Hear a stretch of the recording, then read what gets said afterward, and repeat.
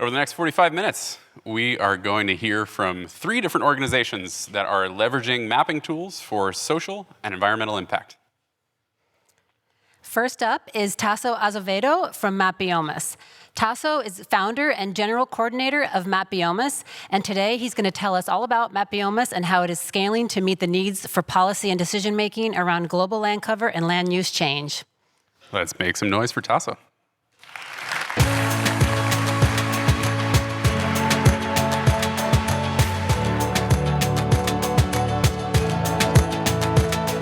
Okay, look, Brazil is the 5th largest greenhouse gas emitter in the planet, just after China, US, India, and Russia. But those 4 countries, the majority of their emissions come from burning fossil fuels. In the case of Brazil, it's about 70 to 75% of the emissions come from the land use and land use change. So for us, it's extremely important in order to fight climate change to understand land use change, how things are moving in the different parts of the country and how we are using the land.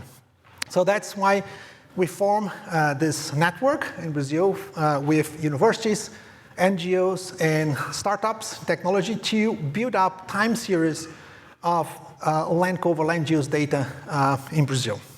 So the way we do it, we'll not get to the technical stuff, but basically we build historical time series of whatever images we have available on the territory, processing pixel by pixels, as all of us here, using a lot of machine learning, and we do this in a collaborative way. So what's very unique on MapBiomas is that to build up the maps, we have over 100 people working on the same product with different angles. And we do a new collection, processing all the data again every year. So every year we launch a new collection that will have a longer period, more classes, and improved accuracy. So the way we organize ourselves is that we have people working on the different biomes in Brazil. Actually, MapBiomas come from biomes, not from biomass, which sometimes is we see a lot of confusion. So in each biome, we have a team working to map these regions, and also we have teams working on cross-cutting themes. So for example, we have one group just mapping the pasture land in Brazil all over the country. Once all of these groups have make the maps for their topics, we put all of them together, and we have a process of integration to make this into a single map. So collection 8 of MapBiomas that we just launched in late August, it has 29 classes mapped. The first collection in 2015-16 had just 7 classes. Now has 29 classes and 38 years of data. And the level of accuracy is about between 87 and 90% at this point. So all of that goes to this platform where you can see all the data. All the data that we produce in MapBiomas is free, open access to anyone, including for business purpose. And the idea is that you can navigate over this map in various ways.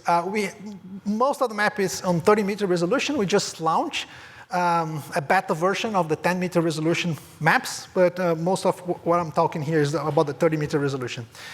So in the platform, you can go there and pick any pixel and then see the history of that pixel throughout the year. So for example, this particular pixel in the state of Mato Grosso, it starts as a forest in 85, and then by 93, it was converted to pasture, so deforestation converted to pasture. We have an event of fire there, and then it stays as pasture all the way to 2014, 13, and then it was converted to agriculture, and now it's soybean since then. So imagine you have the history of each one of the pixels, and then you can kind of know other things about this area. For example, what's the water base and et cetera. So to get a sense of what's going on. And because you have all the pixels there, then you can assemble them and assess for any territorial cut that you are interested to understand in maps and statistics how the land use is changing over time. So you can do this by default, by state, by municipality, by each protected area, indigenous lands, and etc. There is several ways in which you can see the data. This, for example, is a municipality of Sinop in the state of Mato Grosso. That was Sinop in 85, a lot of forest. And then you see in 2020, oh my God, that's a lot of soybean there. And that's the pink stuff. And then the yellow there is Pasture. And a lot of things change in this period, right? So we have a tool in the platform that allows you to compare any pair of maps. So you pick any year, and then you compare with another year, and then you see what is changing in this period. And you can see that also like for any type of change. So you can select any type of change that you are interested in, and you can see choose from, and see also the statistics, and you can come back to the map and see only the change that you are interested in. For example, I'm interested only on the areas that were forests in 2008, then in 2023, or 2023 is not ready yet, 2022 is, for example, soybean, and then you can see on the map. Also, we have all the properties in Brazil. Over 7 million properties and farms are now in the platform, so you can see those maps and all of that property by property. This is the gray lines that you see on this thing here. We can do a lot of secondary products based on this base annual product. So, for example, we have we mapped 46 million hectares of secondary vegetation. So these are areas that were clear-cut during this, deforested during the period that we map, and it's regrowing. 46 million hectares is more than California. So there's a large area in Brazil being regrowing. But interesting is that if you look at how much of that was planted, very few. This is basically natural regeneration of land that has been abandoned. But the other side of that, and actually this is also by age, so you can see all the age of that. The other thing is interesting is that we're also monitoring, you can take deforestation, but also peak deforestation a different way. Not just the primary deforestation, but also the deforestation of secondary vegetation. And guess what? We find out that about 40% of the total deforestation we have in Brazil is actually happening in the secondary vegetation. So the speed in which we are clear-cutting the regeneration is much faster than what's going on with the natural forest. Just some insights that can come from looking at this data. Now, my time is gone. So I would just push here to, there are several other products there, but what I want to show is that we keep creating, based on this kind of a method and approach of MapBiomas, we keep creating new ways of using the data, looking for the needs that we have on the general public or for the public policy.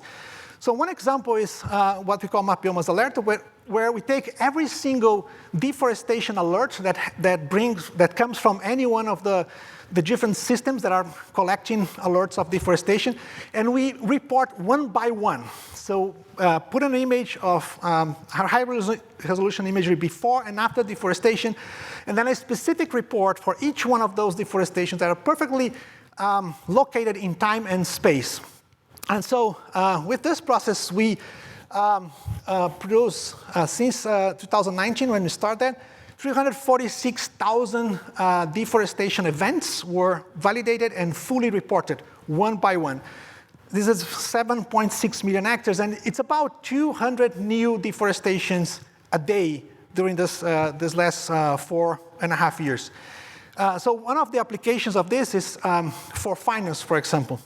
The over 11,000 applications for credits for agriculture were refused by the banks in Brazil just in the last year based on the MapBiomas report. So that's a way to avoid deforestation. The other application is for law enforcement. When we started this in 2019, about 5%, only 5% of the area that was deforested, most of that with signs of illegality, only 5% has an action from a fine or an embargo, something from the law enforcement organizations. And now it's coming to 35% this year. And it will be very close to 50% by the end of the year. So it's increasing very fast, the actions. I would just pass this one because I will not have time. Sorry. It's just another thing. I will jump into this. So all the data that we produce is available, as I said, for download, for using on Google Earth Engine, and all the codes that we use to do all the products of MapBiomas from the, the classification all the way to the dashboards are available on GitHub to anyone to use. This way of doing things, very open and based on this type of collaboration, attract the attention for other countries that wants to use the same approach. So today, MapBiomas is present in 14 countries, throughout all countries in South America, plus Indonesia. In each country, you have a new group of organizations that are working to develop MapBiomas there. So we don't do maps from Brazil, we don't do maps of other countries. It's basically local organizations on each country working on the same manner as a kind of a network. This is 280 people and 70 institutions today working on that. So you have specific dashboards and for each one of those countries. And what is important here is why it's important to have this approach of bottom-up. We think that we can have a situation where we can have a global map that is based on the maps that are doing locally. Why it matters? First, you have to map what matters locally. The classes that we are mapping in Brazil are different than the classes that are mapped in Indonesia. Like in Indonesia, it's very important palm oil. In Brazil, it's very important pasture. In Indonesia, it's not important pasture. It's important other classes. So the idea is that each region has to adapt and see what is important to be mapped on that specific region. Also, there is a lot of problems and questions that you have with the name of the classes, the way you define what exactly you are mapping. Also, it's very important to have people that understands about how you can do those maps so they can have quick response to any question that could arise locally about land cover, land use. And also it's important that the maps can evolve in different speeds on different locations according to the capacity and the needs that you have locally.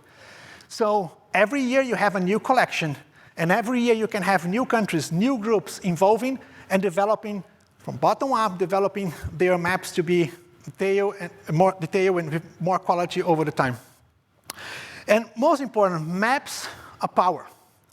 Who makes the maps are empowered.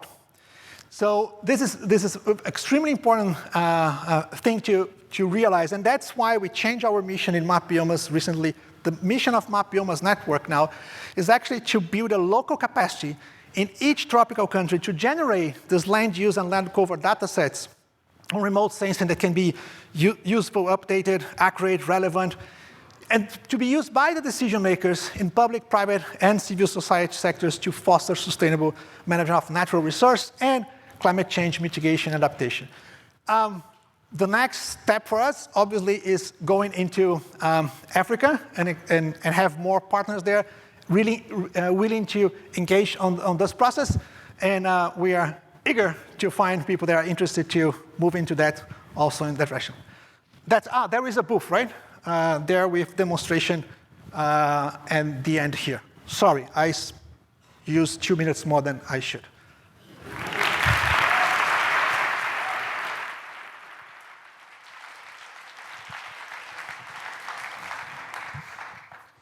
Thank you, Tasso. Excellent. Next up, we have Brendan Rogers and Wenwen Lee. Brendan Rogers is an associate scientist at Woodwell Climate Research Center, and Wenwen Lee is a professor at Arizona State University. The two of them will describe how they're using AI, artificial intelligence, to track Arctic permafrost thaw in near real time. And I'm happy to say that Woodwell also received a $5 million grant support and a fellowship from Google.org this past year to support this work. So please join us in welcoming them to the stage.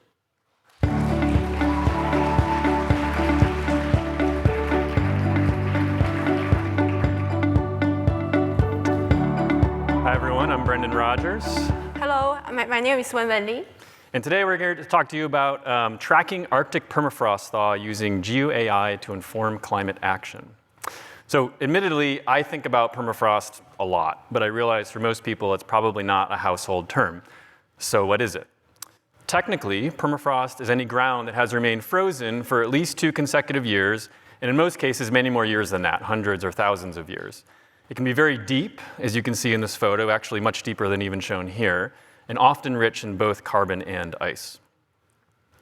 Permafrost covers a large area across Alaska, Canada, Greenland, Scandinavia, and Russia, in total about 15% of northern hemisphere land area. The problem is the Arctic is warming fast, like really fast, about 2 to 4 times faster than the rest of the planet. You can see that in the spinning globe where temperature changes are shown as topography. So the mountains you see in the Arctic represent the rapid levels of warming there. This warming is causing permafrost to thaw, such that by the end of the century, we could lose over 2/3 of permafrost land area, which is really quite staggering. Please throw to video. Now, permafrost can thaw gradually, where the seasonally active soil layer penetrates deeper into the permafrost year after year. Or as you can see in this video from our team, permafrost can thaw abruptly, where the landscape literally collapses and exposes ancient soil to the atmosphere. Because of this, permafrost thaw is a major threat to Arctic infrastructure and communities that live on permafrost. Just as an example, roughly 4 million people and 70% of Arctic infrastructure is considered to be at high risk because of permafrost thaw by 2050. Back to the slide deck, please. And permafrost thaw is also a threat to global climate, given the levels of greenhouse gases that can be emitted after thaw. This figure shows that CO2 emissions from permafrost could be on par with the major global economy by the end of the century, assuming current emission rates. But this information is largely left out of climate projections and global climate policy. And in fact, I have to admit this estimate is probably conservative because it doesn't account for non-CO2 greenhouse gases like methane, nor does it account for the abrupt permafrost thaw like I just showed you. And that's because we need better information. We need to know where these permafrost thaw features are occurring across the Arctic, how they're changing. One example is shown here. These are retrogressive thaw slumps, are hill slope failures in ice-rich terrain that can release large levels of greenhouse gases. Yet we don't have any circumpolar maps of thaw slumps. We can't monitor them, and they're not built into our climate models. So what we really need is detailed information to monitor the rapidly changing Arctic to inform our models, climate adaptation, and climate mitigation. So to hear what we're doing, I'm going to pass it off to my colleague, Wen. Thank you, Brendan. Where should I click? Good.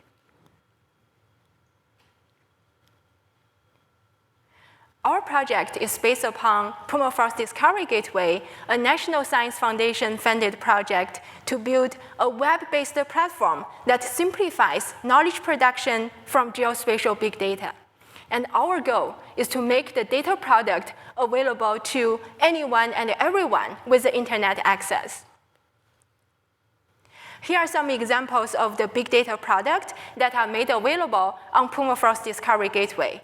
For example, we have created the Pan-Arctic S-wedge polygon maps. As you can see from the lower left corner, the S-wedge polygons are beautiful permafrost landscape that are patterned ground, and they are also undergoing significant changes due to Arctic warming and climate change.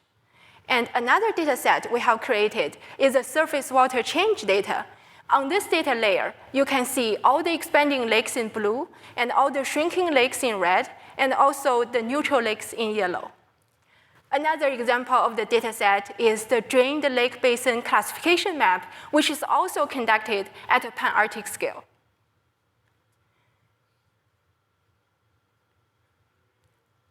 Throw the movies in, please.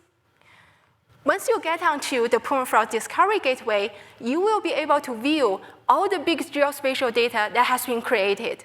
What you are viewing now is a 1 billion S-wedge polygon data set our teammate Shandi has created.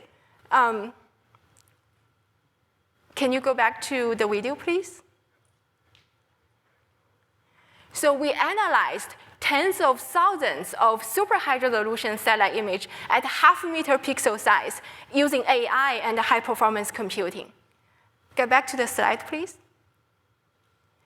We love using Google product in our research. So this is an AI-based data analytics pipeline our team members Eli has developed for permafrost mapping. As you can see, all the blue modules are actually done on Google Earth Engine. And all the yellow modules, which involves AI model construction, training, and testing, are actually leveraging Google Cloud computing resources made available through Google Colab. Thanks so much to the generous support from Google.org, we are able to getting our current research up to the next level to provide the near real-time monitoring of Arctic permafrost thaw using GeoAI. What I would like to highlight here is Dr. Anna Liujidal, an amazing Arctic scientist, also from Woodwell Climate Research Center.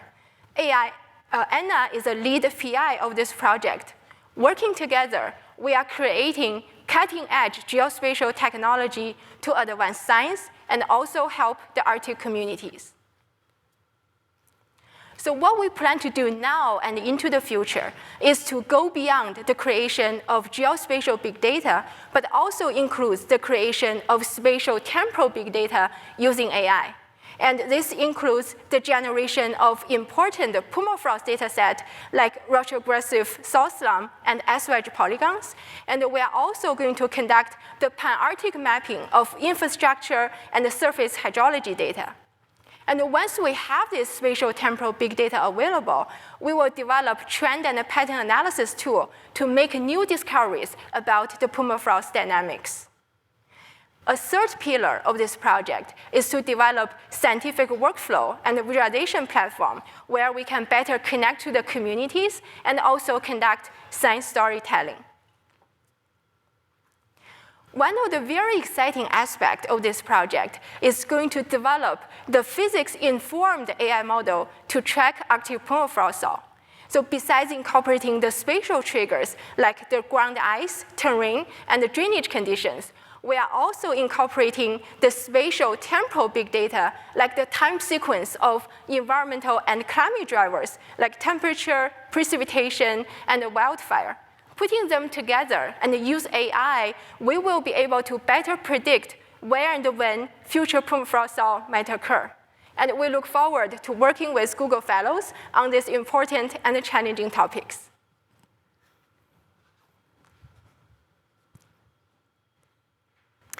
So I want to ask, how is all this new information, all these new tools, a game changer? Well, with support from Google.org and Permafrost Pathways, a TED Audacious project, we can use this information and these tools to inform climate action.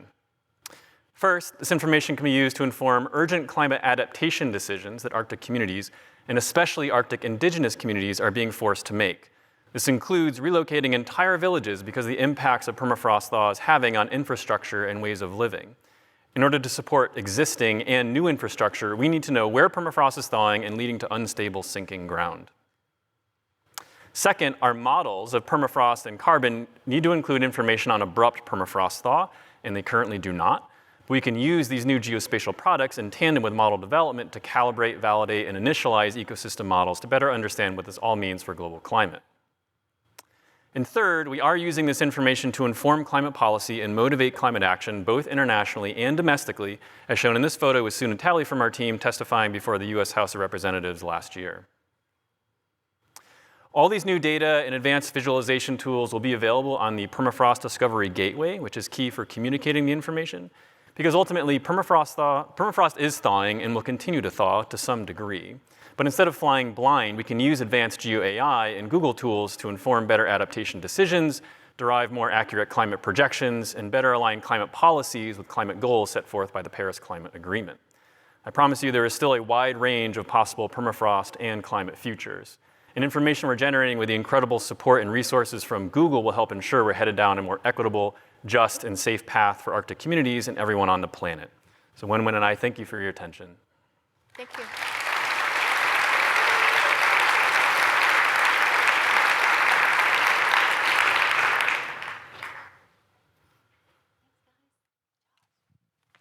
Thank you to Brendan and Wen.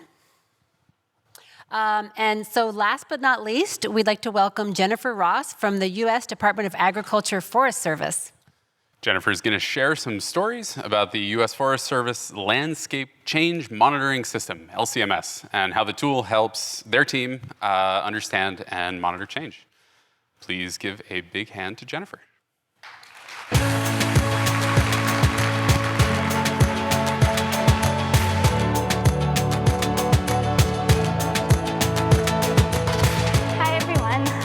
To be here and and share with you what I think is a really innovative and powerful product called Landscape Change Monitoring System, or LCMS for short. Just for some background, the USDA Forest Service manages 193 million acres of national forests and grasslands with the primary mission to sustain the health, diversity, and productivity of the nation's forests and grasslands to meet the needs of present and future generations. To accomplish this mission objective, land managers need landscape-level data and tools to make informed decisions, and this is where LCMS comes in.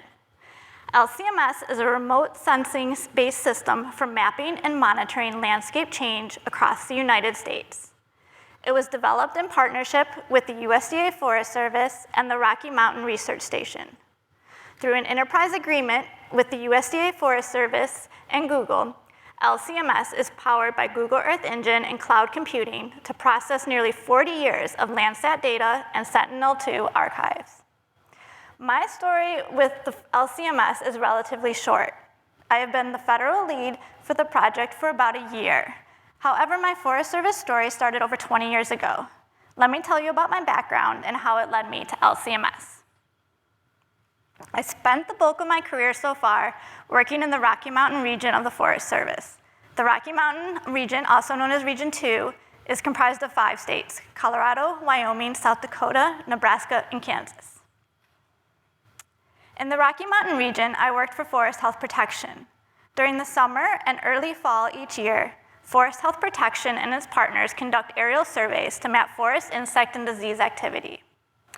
Bark beetles can have a really significant impact on the landscape.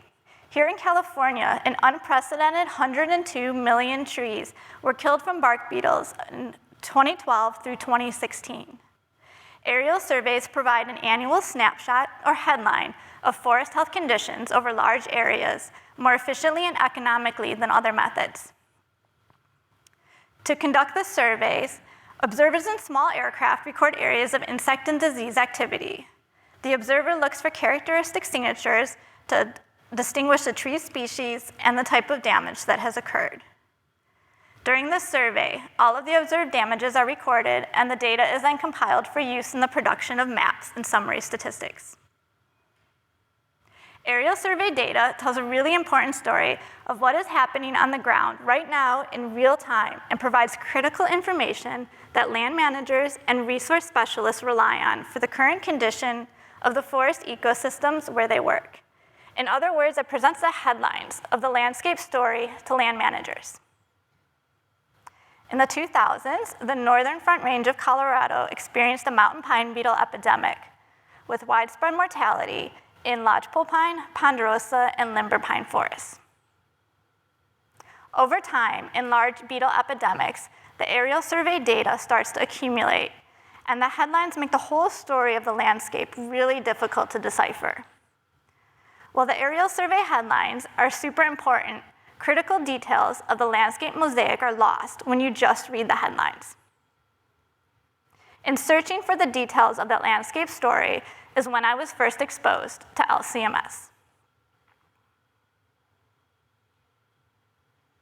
This is that same location on the ground on the northern Front Range in Colorado. With LCMS Change product, you start to see the details of the story. In the mid-2000s, the slow loss or mountain pine beetle really accelerated, first through Grand County on the west side of the divide, and then on the east side, followed by fast loss or fires. You can start to see the details that were otherwise lost when simply reading the aerial survey or fire perimeter headlines. And if you're like me, seeing that landscape story comes to life gets you really curious. And if you're looking for change, immediately the glaciers in Alaska probably pop into mind. Using the LCMS land cover product, it is remarkable to see the snow and ice change to water. LCMS generates spatially and temporally continuous map products that can be used in time series analysis. And as you know, documenting these changes can help illustrate climate trends and their effects on the forests and ecosystems. If seeing the glaciers rapidly retreat piques your interest, then you might start to explore and see what other LCMS stories are out there. So perhaps you continue the story of water when you zoom from the Columbia Glacier down to Lake Mead in Arizona and Nevada. With LCMS land cover, it is amazing to see the continuing story of water. Not just water receding, but you can watch as the land cover is converted from barren to grass and then shrubs. Water is one of the most important natural resources flowing from our national forests. Approximately 1/5 of the drinking water in the United States originates on national forests and ends up in reservoirs like Lake Mead. Exploring LCMS is kind of like getting hooked on a new book or a series with lots of different plot lines to follow. In addition to the change in land cover products, LCMS's third product is land use. It is fascinating to observe the expansion of developed use, loss of forest cover type, and the conversions from agriculture and rangeland. The national forests and grasslands provide some of the most important habitats for wildlife and fish. Threats such as habitat loss, climate change, and invasive species affect the ability of these lands to support healthy wildlife and fish populations. LCMS documents ecosystem changes in the context of evolving patterns of land use and land cover.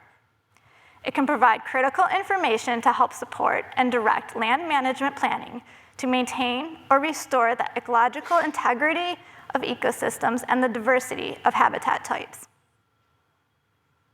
No matter where we live, whether in a city like Salt Lake City or in rural areas like the United States or abroad, forests, open spaces, and other natural areas play a really important role in our lives.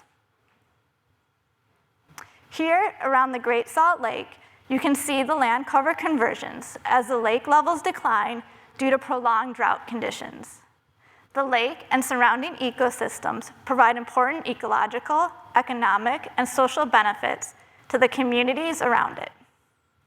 As drought regimes change, the ability to quantify and predict impacts on ecosystems is critical in developing and implementing management actions to increase the resiliency and adaptation. Tools like LCMS can help improve decision-making that affects these ecosystems and services they provide, and helping communities transition to a sustainable future. Through the LCMS dashboard, you can dive deep into the story of the landscape, select your parameters, and view and then download graphs, tables, and reports. LCMS provides documentation of the increasing impacts of wildfire, forest insects and disease, hotspots of conversion from forest to agriculture and development, and the effects of climate change across the United States. These metrics can be powerful tools for local and broad-scale monitoring reports in support of sound stewardship decisions. The LCMS teams are continually working to refine the processes, sharpen the picture, and provide more depth and detail to the landscape story. On the left is the LCMS change product, showing a large swath of fast loss where Hurricane Michael made landfall on the Florida Panhandle in 2018. On the right, you can see the new LCMS change attribution product, which provides details and insight to the type of change the landscape is experiencing. The beauty of LCMS is this expansive library of stories just waiting to be told. LCMS tells the complete story. The products are agnostic of ownership, provide wall-to-wall and expanding coverage. They don't stop at the forest, state, or project boundary. It doesn't force the story, but rather invites the users to explore and tell their own story. Nearly 40 years of stories just waiting to be discovered. Thank you for listening to my LCMS story. If you have questions about LCMS, please stop by our demo session this evening. If you are interested in learning how you can leverage Google Earth Engine to tell the story of landscape change in other parts of the world, please join these courses tomorrow and Thursday. I look forward to hearing from all of you on your ideas on how you can use LCMS to tell important stories about your landscape. Thanks.